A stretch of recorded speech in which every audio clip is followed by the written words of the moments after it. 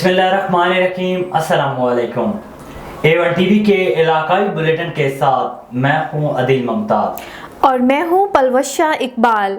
इलाकाई bulletin का बाकायदा आगाज करें। आपको बताएं कि तहसील ठेरी मीरवा में डाकुओं का राज, शहरी दहशतगर्दों के रहमो करम पर गांव फकीर शफी मोहम्मद शर के रावासी फौजी रिटायर मोहम्मद उम्र वल मोहम्मद सुलेमान और फौजी रिटायर लियाकत अली शर को दिन के 12 बजे असले के जोर पर लूट लिया गया।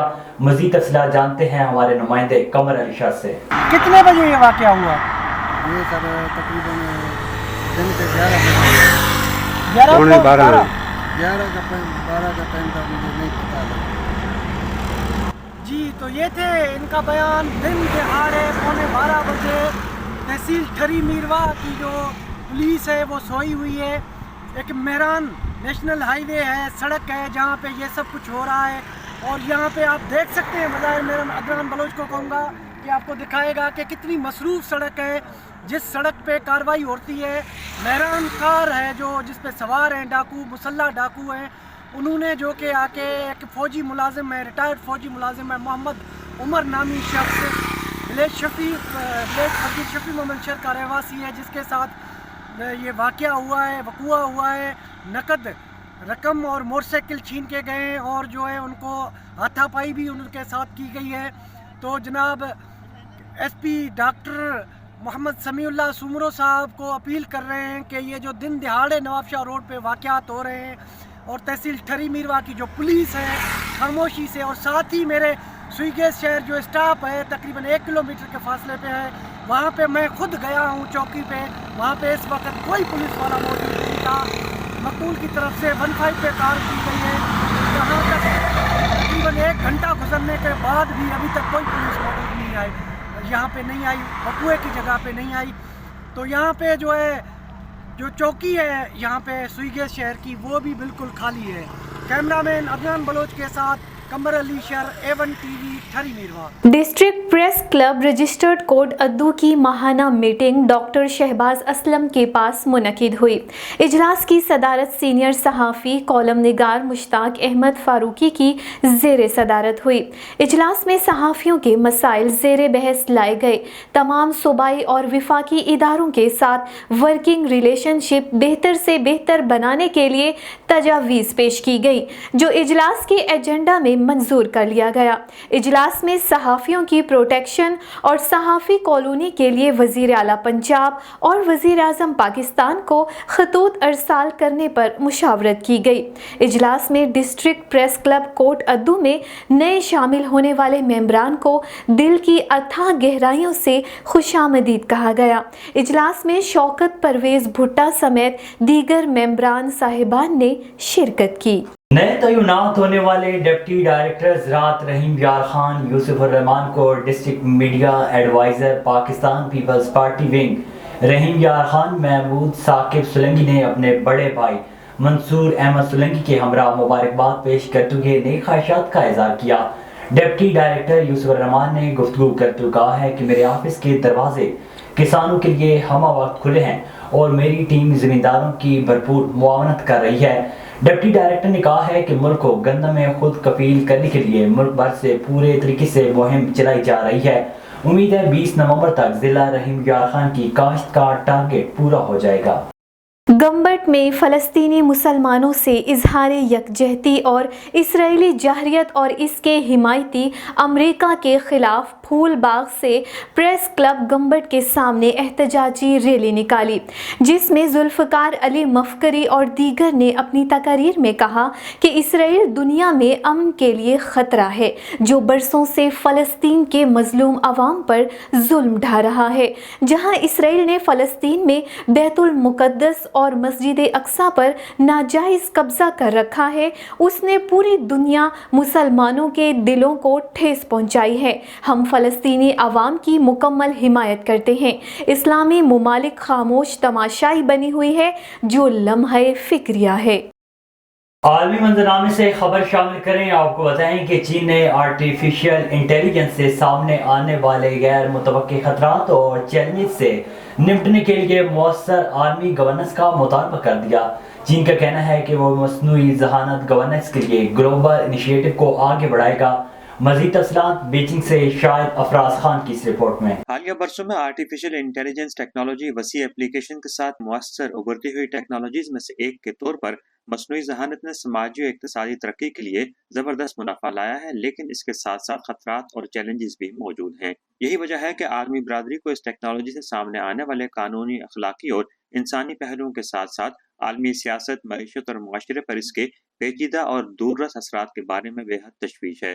اس میدان میں ایک اہم طاقت کے طور پر چین کی جانب سے واضح کیا گیا ہے کہ وہ مصنوعی ذہانت گورننس کے لیے گلوبل انیشیٹو کو آگے بڑھائے گا.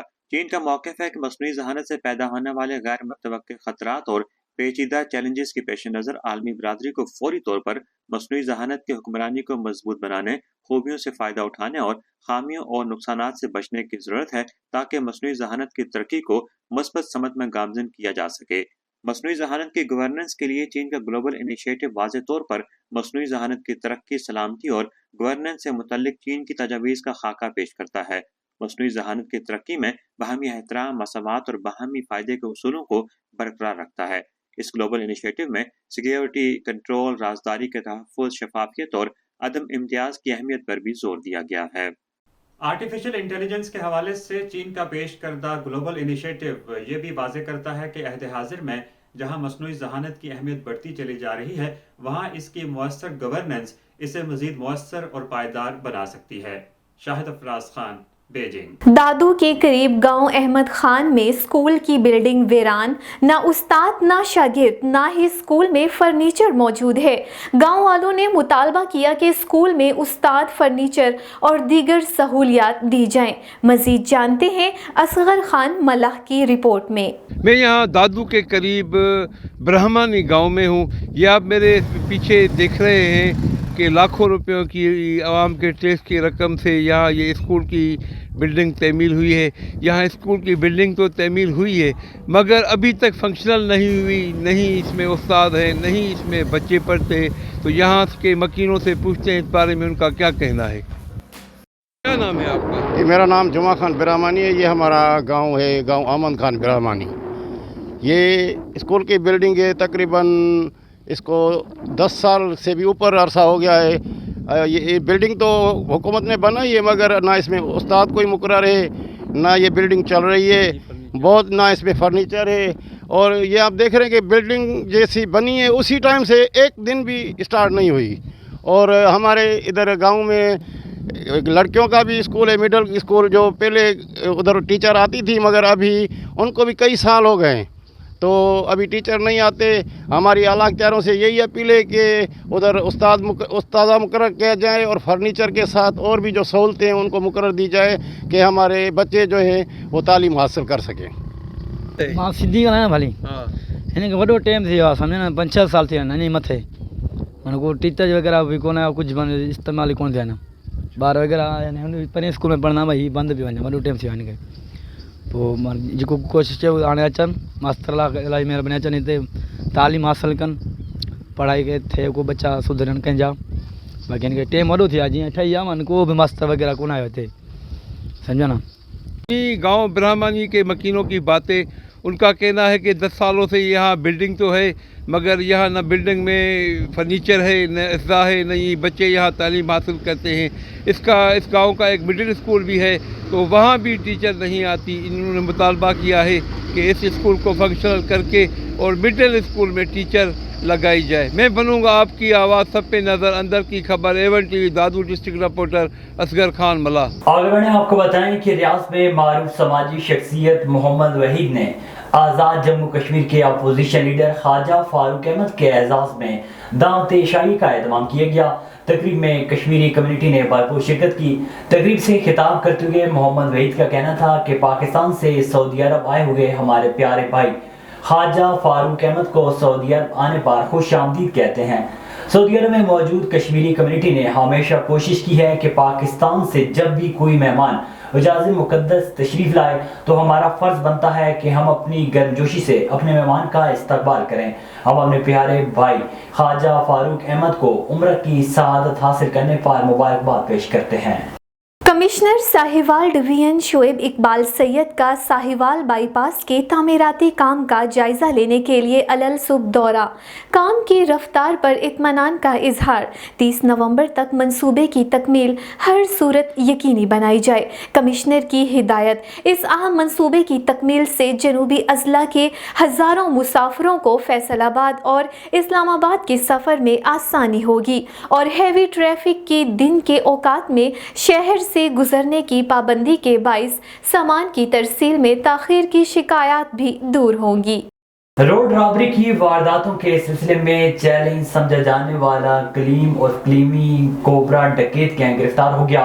دوران تفتیش روڈ رابری اور موٹر سائیکل چوری کی 14 سے زائد وارداتوں کا انکشاف. لوٹی کی نقدی تقریباً 4 لاکھ روپے، 4 عدد موٹر سائیکلیں، 6 موبائل فون برآمد.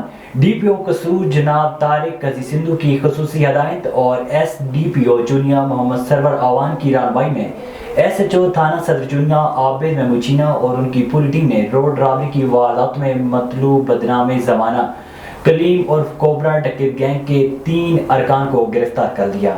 حکومت اور انتظامیہ کی عدم توجہی کے باعث بوہانہ کا مین بائی پاس چوک خستہ حالی اور ٹوٹ پھوٹ کا شکار ہے. 1 سال قبل تعمیر اور مرمت کا کام شروع کیا گیا تھا جو پتھر پھینک کر چھوڑ دیا گیا ہے، جس کی وجہ سے شہریوں اور ٹریفک کو گزرنے میں شدید مشکلات کا سامنا ہے. مزید جانتے ہیں ملک جعفر علی کی اس رپورٹ میں. جی بالکل، بوہانہ حکومت اور انتظامیہ کی عدم توجہ کے باعث بوہانہ کے مین بائی پاس چوک خستہ حالی اور ٹوٹ پھوٹ کا شکار ہیں. 1 سال قبل تعمیر اور مرمت کا کام شروع کیا گیا تھا جو پتھر پھینک کر چھوڑ دیا گیا ہے، جس کی وجہ سے شہریوں اور ٹریفک کو گزرنے میں مشکلات کا سامنا ہے. اس حوالے سے شہریوں کا کہنا تھا کہ 1 سال قبل تعمیر و مرمت کے لیے اکھاڑا گیا تھا مگر ابھی تک مکمل نہیں ہوا. پتھر پھینک دیے گئے ہیں. پتھروں کی وجہ سے گاڑیاں تباہ ہو رہی ہیں اور حادثات معمول بن چکے ہیں. ان کا کہنا تھا کہ دھول مٹی اڑنے سے شہری سانس اور دمہ اور الرجی کی بیماریوں میں مبتلا ہونے لگے ہیں. شہریوں نے حکومت اور انتظامیہ سے مطالبہ کیا ہے کہ یہ مین بائی پاس چوک ہے، اس کی تعمیر و مرمت کی جائے تاکہ شہریوں کی پریشانی ختم ہو سکے. جی میرے ساتھ ایک شہری موجود ہیں، اس سے بات کرتے ہیں. جی السلام علیکم ورحمۃ اللہ وبرکاتہ. یہ تحصیل بوہانے دا مین چوک ہے جنوں اسی 0 پوائنٹ آندے ہیں. جی روڑا اتنے سٹیا نے کم از کم 1 سال ہو گیا ہے. گہرے کھڈے ہوئے پے نو اتنے جی پانی کھلور آندا ہے. شہری بہوں بیماریاں مبتلا ہے نو. آئے دن نو کوئی نہ کوئی ایکسیڈنٹ ہو جاندہ ہے، بندے مردے رہندے نو. برائے مہربانی ساڈا ڈی سی او صاحب نال مطالبہ ہے کہ اینو جلدی تو جلدی مرمت کروایا جاوے، اینو صحیح کروایا جاوے. برائے مہربانی اسی تھوڑی. کھوڑوں میں غلط علاج کی وجہ سے لڑکا وفات پا گیا، جہاں لواحقین نے لاش کمال ڈیرو روڈ پر رکھ دی اور انصاف کا مطالبہ کر دیا. اس موقع پر مظاہرین نے میڈیا سے بات کرتے کہا ہے کہ وہ ڈاکٹر حنیف سومرو کے پاس لڑکی کا چیک اپ کروانے گئے تھے جنہوں نے غلط انجیکشن اور دوا دی جس کے باعث لڑکا دم توڑ گیا.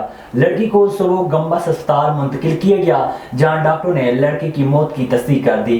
غلط علاج کیا گیا جس کی وجہ سے لڑکا جہاں باک ہو گیا. انہوں نے نگران محکمہ صحت اور نگران حکومت سندھ سے مطالبہ کیا ہے کہ معاملے کا نوٹس لے کر شفاف انکوائری کرائی جائے. ماہ اکتوبر میں ساہیوال ریجنل پولیس کی اطمینان بخش کارکردگی. ڈکیت گینگز کے 69 ارکان گرفتار کر کے ان سے 15 کروڑ 29 لاکھ سے زائد مالیت کا مال مسروقہ برآمد. 1 کلو ہیروئن اور 5 من سے زائد چرس بھی برآمد. Regional police officer Sahiwal DIG محبوب رشید نے کہا کہ ماہ اکتوبر میں ساہیوال ریجن کے تینوں اضلاع ساہیوال، اوکاڑا اور پاکپتن پولیس کی کارکردگی انتہائی اطمینان بخش رہی.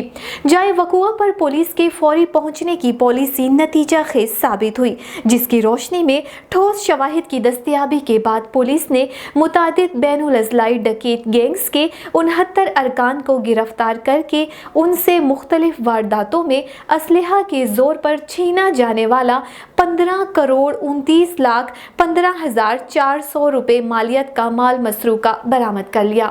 RPO او کا کہنا تھا کہ عوام کے جان و مال کے تحفظ کے لیے IG پنجاب ڈاکٹر عثمان انور کے احکامات کی روشنی میں عوام دوست پولیسنگ کا سلسلہ جاری رہے گا۔ دنیاوی تعلیم کے ساتھ ساتھ دینی تعلیمات بھی اہم ضروری ہے۔